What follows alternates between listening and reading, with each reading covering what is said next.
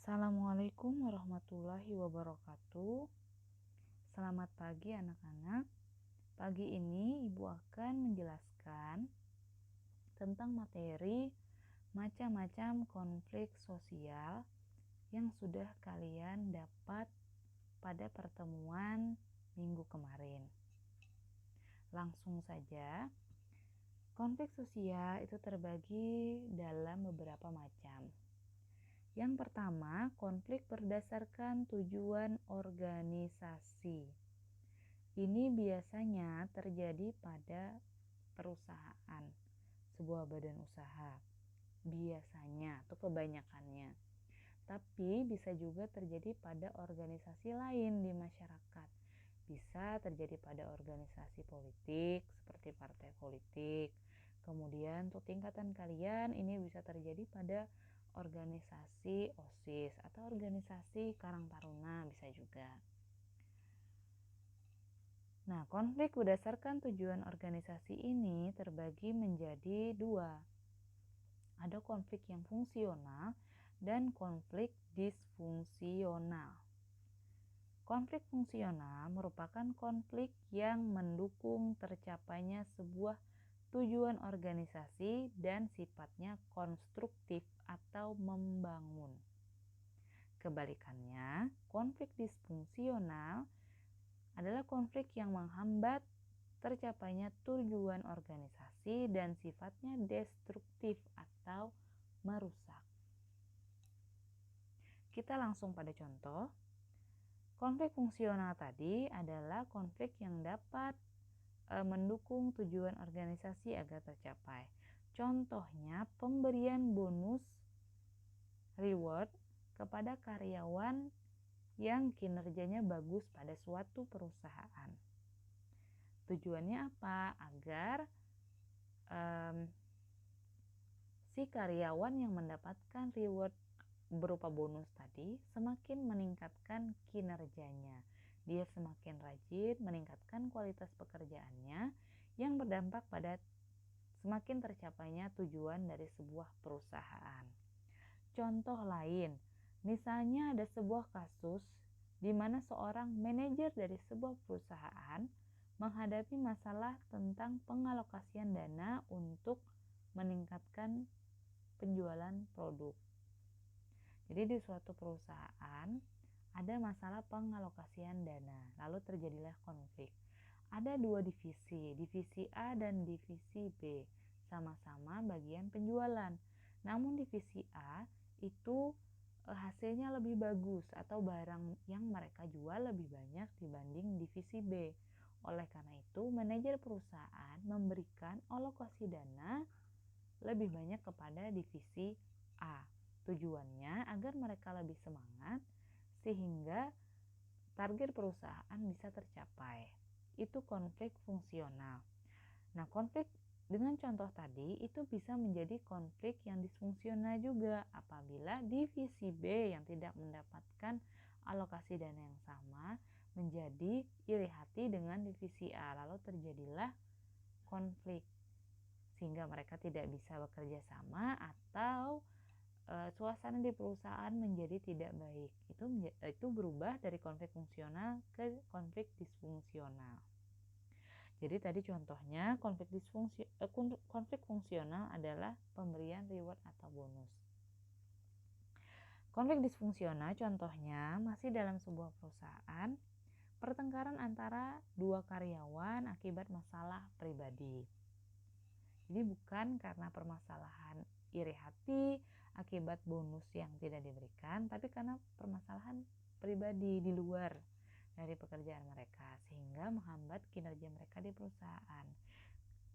Mereka kinerjanya menurun, maka berdampak pada tujuan organisasinya. Oleh karena itulah disebut sebagai konflik disfungsional. Selanjutnya ada konflik vertikal dan konflik horizontal berdasarkan posisi pelaku yang berkonflik.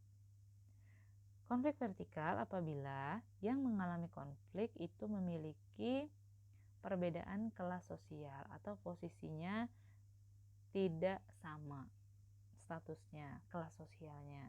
Sementara horizontal itu merupakan konflik yang terjadi apabila individu yang terlibat konflik tersebut atau kelompok yang terlibat dalam konflik tersebut memiliki kelas sosial yang setara atau tidak ada perbedaan kelas.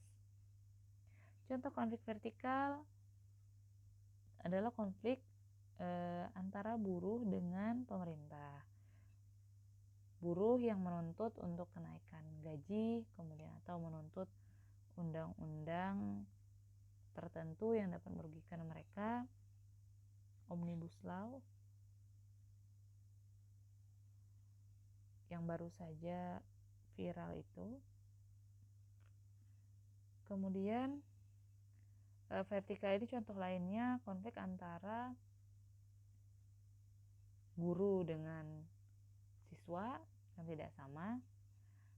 Ada lagi konflik antara majikan dengan pembantu rumah tangga, itu juga tidak sama, maka dikatakan sebagai konflik vertikal.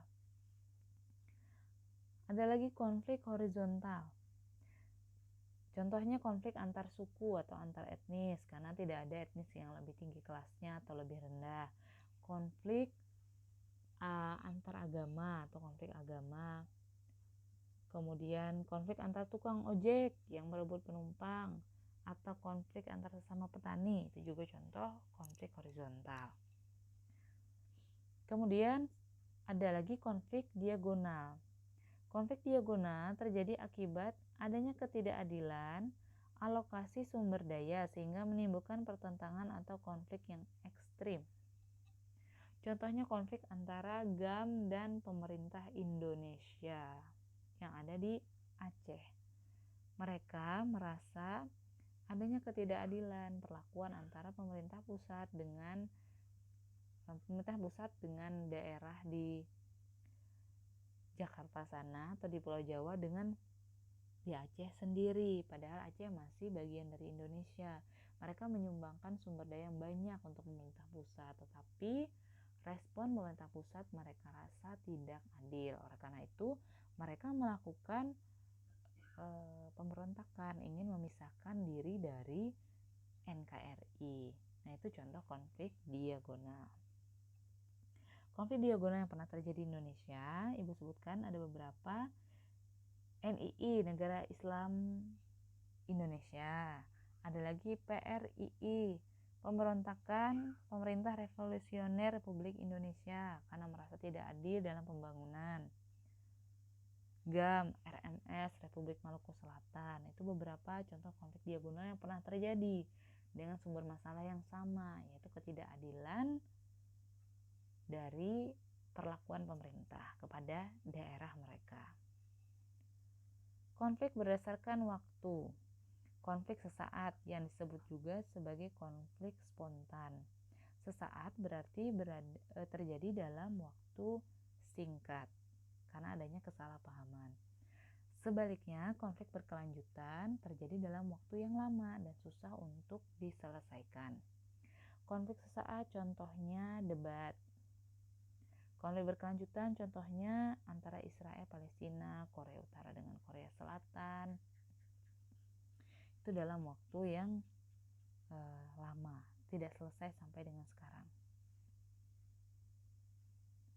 Ada lagi konflik berdasarkan pengendaliannya. Ada konflik terkendali, yaitu konflik yang mudah dikendalikan dan mudah untuk diselesaikan oleh pihak yang berkonflik itu sendiri.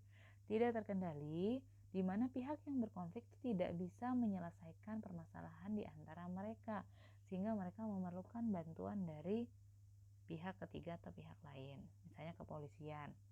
Konflik terkendali, contohnya beda pendapat ketika rapat. Konflik debat itu juga konflik terkendali. Beda pendapat ketika rapat OSIS itu juga konflik terkendali. Artinya kalian bisa menyelesaikan konflik itu sendiri, dan ketika rapat selesai, konfliknya pun juga selesai. Sebelah kanan itu ada contoh pelajar yang sedang ditawan istilahnya oleh pihak kepolisian karena tawuran. Tawuran itu contoh dari konflik yang tidak terkendali. Kenapa? Karena mereka yang terlibat tawuran itu tidak mungkin bisa menyelesaikan sendiri. Jadi pasti biasanya ada pihak ketiga berupa aparat keamanan. Konflik tidak terkendali juga termasuk contohnya Israel Palestina juga tidak terkendali karena memerlukan banyak pihak termasuk PBB dan buktinya sampai sekarang juga tidak selesai. Itu tadi penjelasan dari Ibu. Apabila ada yang tidak kalian pahami, silahkan bertanya melalui WA pribadi dan kerjakan soal yang telah dilampirkan dengan ketentuan. Tuliskan nama dan kelas, tulis soal dan jawabannya, serta kumpulkan tidak lebih dari 1 minggu. Salah hilafnya mohon maaf, atas kekurangannya Ibu mohon dimaafkan. Ibu akhiri, Assalamualaikum warahmatullahi wabarakatuh.